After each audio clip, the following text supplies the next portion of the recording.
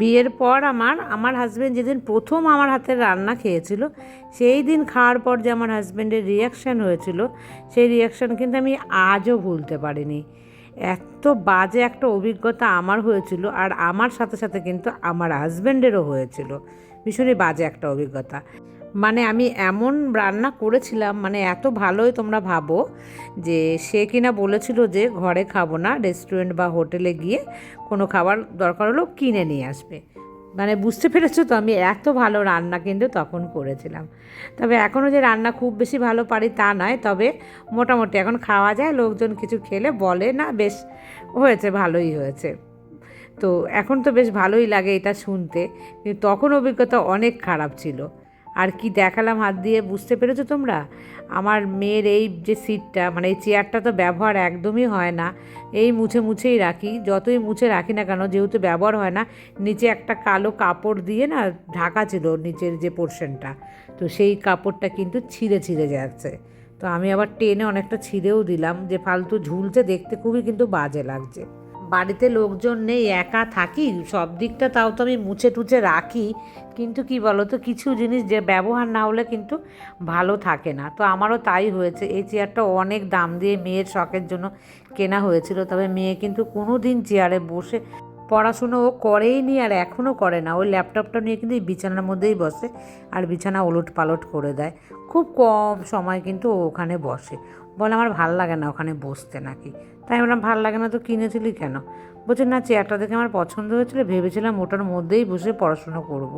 তো দেখেছে খাটে বসলে শুয়ে পড়া যায়, কিন্তু চেয়ারে বসলে নাকি শুয়ে পড়া যায় না। আর আমার মেয়ে, জানো বন্ধুরা, বলে না শুয়ে শুয়ে পড়াশোনা হয় না।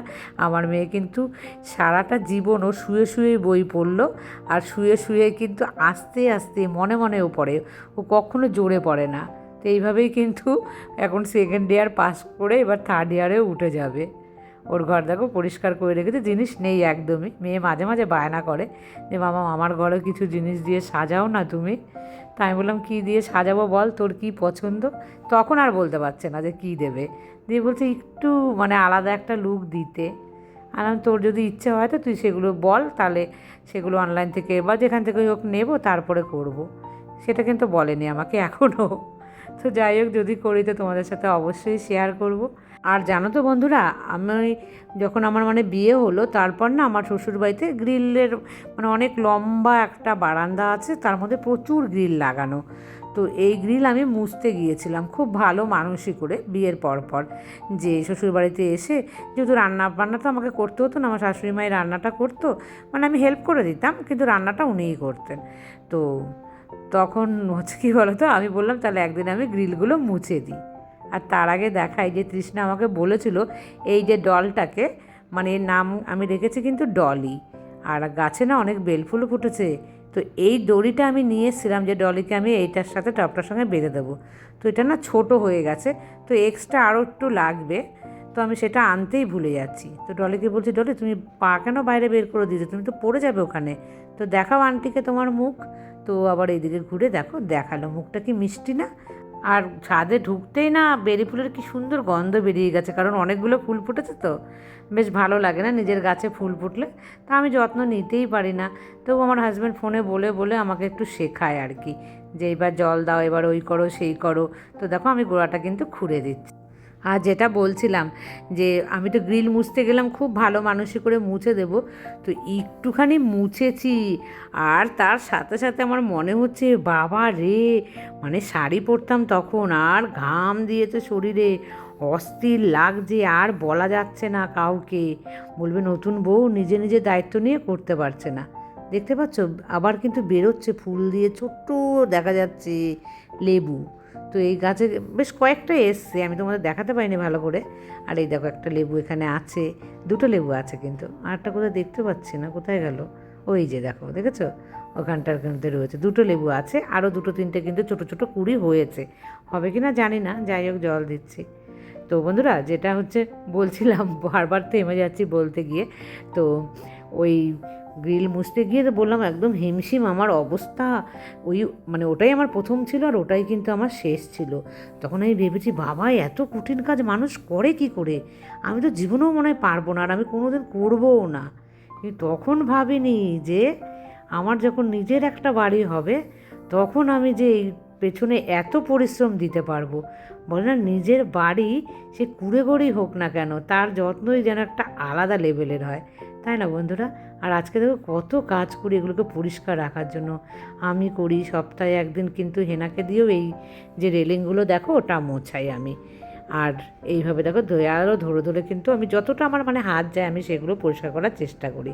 তবে এই দরজাটা তো পরিষ্কার করতে তোমাদেরকে আমি বারবারই বলি, মানে আমি যখন পরিষ্কার করতে যাই না, আমার কিন্তু এটা পরিষ্কার করতে খুব কষ্ট হয়, ভাল লাগে না একদম করতে। আর নোংরা নোংরা দেখা যায় না, তোমরা তো দেখতেই পাচ্ছ কোনায় কোনায় ধুলো আটকে আছে। আর এরকম ডিজাইনের মধ্যে ধুলো আটকেও থাকে, যায়ও না এখান থেকে। তো যাই হোক, ওপর দিয়ে একটু মুছে রাখি বলে তো একটু তাও ভালো আছে, নাহলে অনেক আগে এই রঙটা কিন্তু খারাপ হয়ে যেত। এই রঙটা কিন্তু খুব ডিপ কালার, তো জ্বলে যায়। তবে আমার না খুব পছন্দ হয়েছে, জানো তো এই কালারটা। আমি যখন মানে বাড়ি করলাম, এই যে দরজা গ্রিল, তারপরে হচ্ছে মানে আমার যে গেটের সামনের দরজাটা, সেটাও এই রঙটা না আমি একটা অন্য রঙ দিয়েছিলাম, কিন্তু আমাদের মিস্ত্রি না ভুল করে এই রঙটা নিয়ে এসে করাও শুরু করে দিয়েছে। কিছুটা করার পর আমি বললাম, ও এই রঙটা, তখন একটু কেমন লেগেছিলো। তারপর দেখতে দেখতে আমার এখন এত চোখসা হয়ে গেছে, তা আমি ভেবেছি এরপরে যখন মানে আমি আবার রং করব, তখন এই রঙটাই না এর মধ্যে আবার করে দেব। না হলে কি কালো রং গোল্ডেন দিয়ে ভালো লাগে, কিন্তু বলে যে বাড়ির সদর দরজায় নাকি কখনো কালো রং করতে নেই, সেজন্য কালো রং আমি কোনোদিনও করব না। তো নাহলে কালো আর গোল্ডেন কিন্তু আমার ভীষণ দাম মানে ভালো লাগে। তোমরা কিন্তু কালো রং মানে যাদের আছে তারা যদি চেঞ্জ করো, তো কালো রং না করে অন্য রং করতে পারো। বলে যে বাড়ির নেগেটিভিটি বা হচ্ছে অশুভ কিছু, তো সেই কারণে, আর কিছুই না। যাই হোক, এটা তো মনের বিশ্বাস। আর দেখেছো কোথায় ঝাড়লাম, ঝেড়ে ঝুড়ে সকাল সকাল কিন্তু আমি প্রচুর কাজ করে নিচ্ছি বন্ধুরা। এইভাবে তোমরা কারা কারা সকাল থেকে ব্যস্ত থাকো, আমি কিন্তু তোমাদের সঙ্গে গল্প করতে করতে নিজের মতো করে কিন্তু দেখো সুন্দরভাবে করছি। আর হুটোপাটা করছি না। তোমরা আমাকে সবাই বলেছো, স্মৃতিও সেদিন বলেছে হুটোপাটা করো না, মধুমিতা বলেছে হুটোপাটা করো না। আর এই দেখো একটা ডিমকে আমি এত বড় করেছি, ফ্রাই প্যানটার মধ্যে দিয়েছি, ছড়িয়ে গেছে। এবার পাতলা তো, এটার তো মাঝখান দিয়ে মানে রিজেকশন, ওকে অপারেশন করে দিলাম। দেখো কীভাবে মেয়েকেও দিয়ে দিচ্ছি এটা, মেয়েকে আমার হচ্ছে ডিমের অমলেট দিয়ে দিচ্ছি, আমিও কিন্তু ওটাই খেয়ে নেব। আর গরম গরম তো মেয়েকে আগে দিয়ে যাবো, আমি ডাকছি, আয় বাবা নাই, তাড়াতাড়ি খেয়ে যা।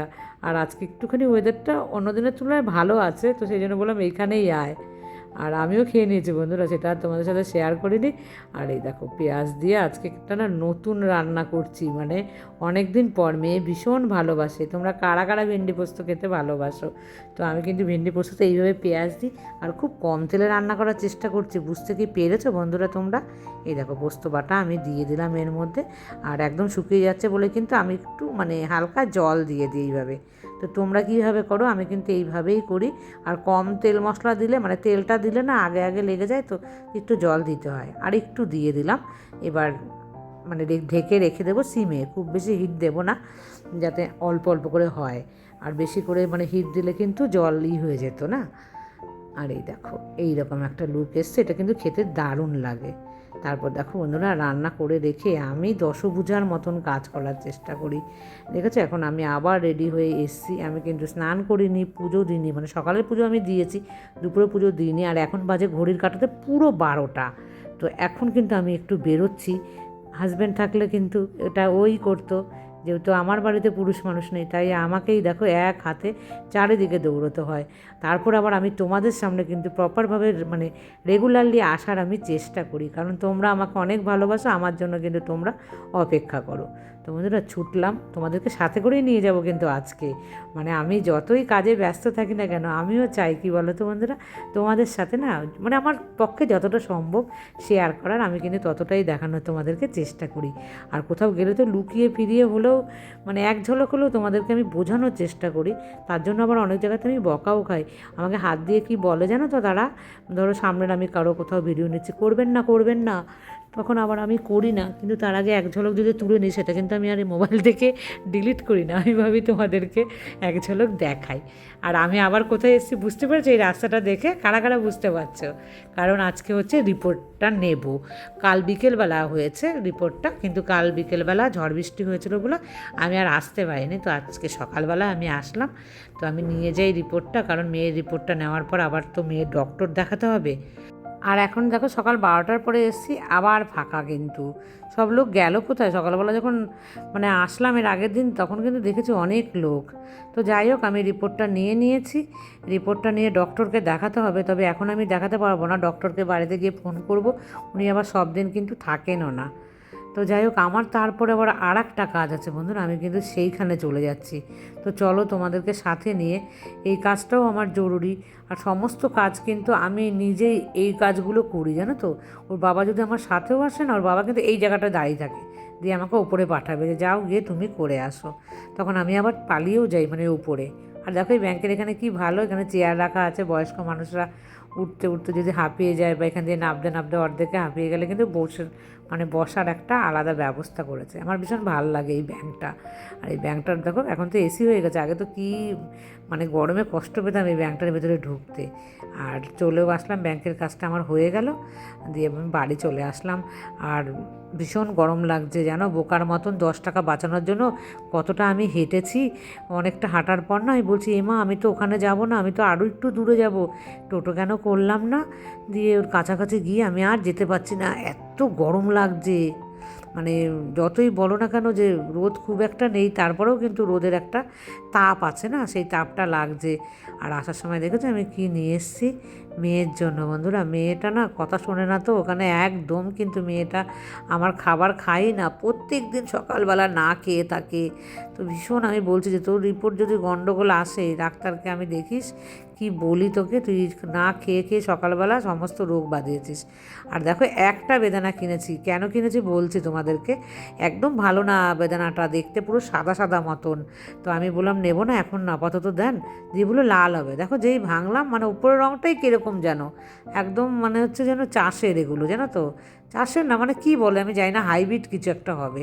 তো এই একটাই আমি কিনেছি, এই একটাই দাম নিয়েছে 50 টাকা। তো আমি বললাম থাক, আমরা যে বাজার থেকে বাজার করি, তো সেই বাজার থেকে গেলে পরে আমি নিয়ে আসবো, লাল লাল দেখতে ভালো লাগে না।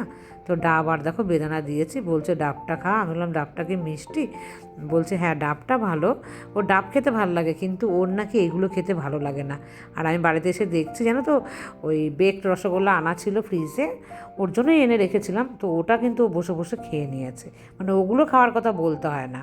আর এই দেখো মাছের ডিম ভাজা করেছে আজকে। আর এটা শাক, কালকের কলমি শাক বেঁচে আছে। আর এই ডাল জানো তো, কালকে ডালটা এত বাজে হয়েছে, মানে প্রেশার কুকারে দিয়েছি এত ঘেটে গেছে, বেশি ঘেটে গেলে ভাল লাগে না খেতে।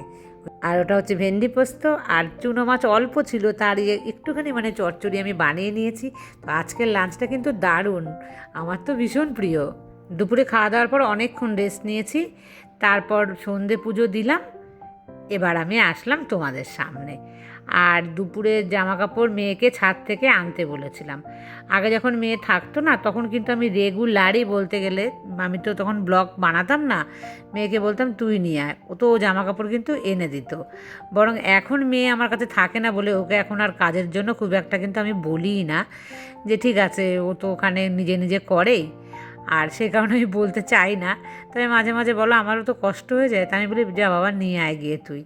তো তারপরেও 10-15 মিনিট এদিক ওদিক গড়াগড়ি খেলো, তারপরে গিয়ে নিয়ে আসলো। আর বন্ধুরা সকাল থেকে কিন্তু একদম আমি সন্ধ্যে পর্যন্ত সবটাই তোমাদের সাথে শেয়ার করলাম। এবার আমি এডিটিংয়ে বসবো, তোমাদের রিপ্লাই দেবো, খাবার খাবো, দুপুরে যা আছে সেটাই। তো আজকের মতন ব্লগটাকে আমি এই পর্যন্তই রাখছি, আবার তোমাদের সাথে দেখা হবে নেক্সট ব্লগে। ততক্ষণ তোমরা সবাই খুব ভালো থেকো, টাটা।